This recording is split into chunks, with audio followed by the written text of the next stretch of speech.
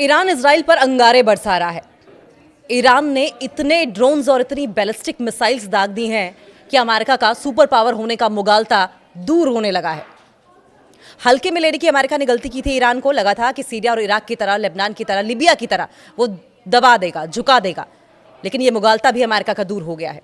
अब जो fresh attacks हुए हैं, वो अटैक्स ये बता रहे हैं कि आंखों में आंखें डालकर ईरान अंतिम क्षणों तक लड़ेगा, घुटने नहीं टेकेगा। अभी हाल में दुबई एयरपोर्ट के पास ड्रोन अटैक हुआ है और कम से कम 4 लोगों के जख्मी होने की जानकारी मिली है।